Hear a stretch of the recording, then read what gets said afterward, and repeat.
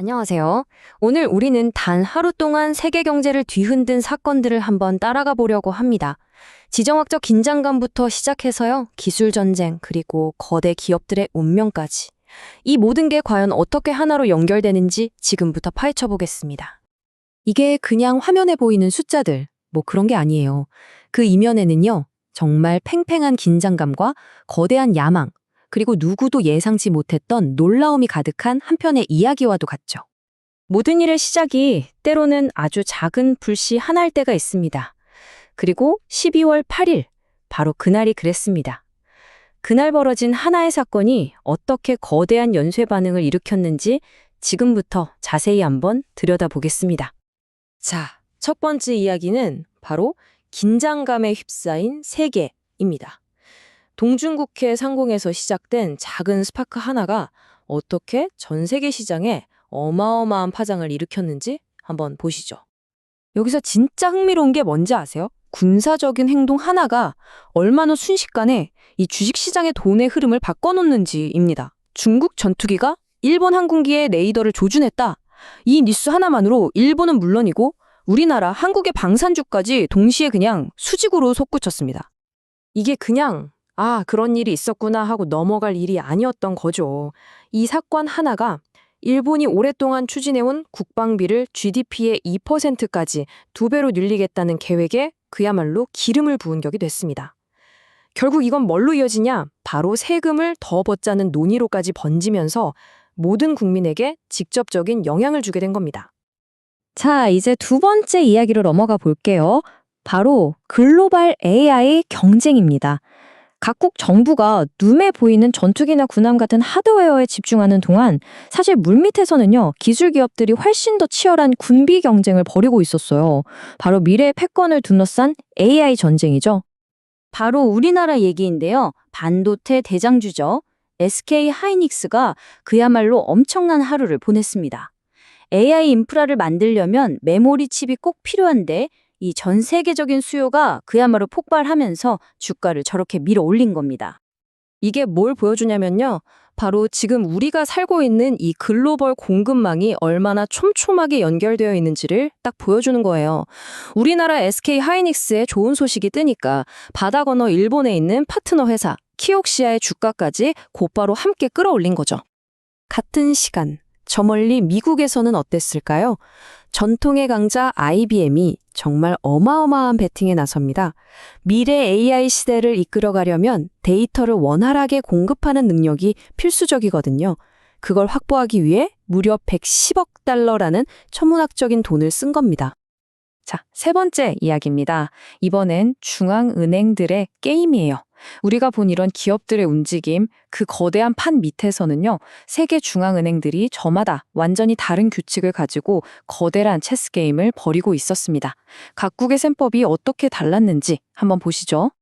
여기서 정말 재밌는 건요, 세계 경제가 완전히 두 개의 다른 방향으로 움직이고 있었다는 거예요. 한쪽에서는 일본과 한국이 금리가 너무 빨리 오르는 걸 막으려고 필사적으로 돈을 풀고 있는데, 다른 한쪽에서는 중국과 미국이 오히려 경기를 살리기 위해 돈을 더 풀고 금리를 내릴 준비를 하고 있었다는 거죠. 완전히 정반대 방향으로 가고 있었던 겁니다. 여기서 우리가 꼭 알아야 할 개념이 바로 엔캐리 트레이드라는 건데요. 이게 뭐냐면 수십 년 동안 전 세계 투자자들이 금리가 거의 0에 가까운 일본에서 엔화를 빌려서 금리가 높은 다른 나라에 투자해서 돈을 버는 방식이었어요. 그런데 만약에 일본 금리가 올라버리면 어떻게 될까요? 이 어마어마한 돈들이 한꺼번에 일본으로 돌아가면서 전 세계 금융시장에 엄청난 폭탄이 될 수 있다는 공포가 커진 겁니다. 자, 이제 네 번째 이야기, 기업들의 엇갈린 운명에 대한 얘기입니다. 이렇게 복잡하고 서로 다른 방향으로 가는 경제 상황 속에서요, 어떤 기업에게는 이게 엄청난 위기가 됐고 또 어떤 기업에게는 다시 없을 기회가 찾아왔습니다. 단 하루 만에 희비가 엇갈린 기업들의 이야기 지금 만나보시죠. 와, 정말 영화 같은 일이 벌어졌는데요. 미디어 업계에서 말 그대로 블록버스터급 인수전쟁이 터진 겁니다. 넷플릭스가 워너브라더스를 사겠다고 했는데 갑자기 파라마운트가 아니, 우리가 더 큰 돈을 줄 테니 우리한테 팔아라 하고 끼어든 거죠.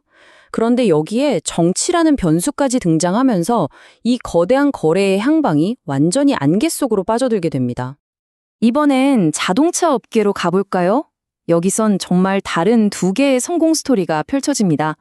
중국의 전기차 회사 BYD는 저 멀리 유럽 스페인 시장에서 판매량이 무려 452%나 성장하는 기염을 토했고요. 반면에 일본의 전통 강자 닛산은 자국 시장에 집중해서 신용 미니카로 큰 성공을 거두고 있었죠. 이것뿐만이 아니에요. 미국의 온라인 중고차 업체 카바나는 S&P 500 지수에 편입된다는 소식 하나만으로 주가가 급등했고요. 또 한편에서는 새로운 비만 치료제 임상시험에 성공한 바이오 기업 주가가 하루 만에 70% 넘게 폭등하기도 했습니다. 물론 마이크로소프트와의 계약이 끊길 거라는 루머 하나에 주가가 급락한 반도체 회사도 있었죠.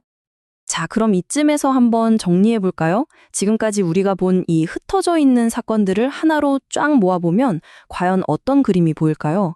한 걸음 뒤로 물러나서 보면요.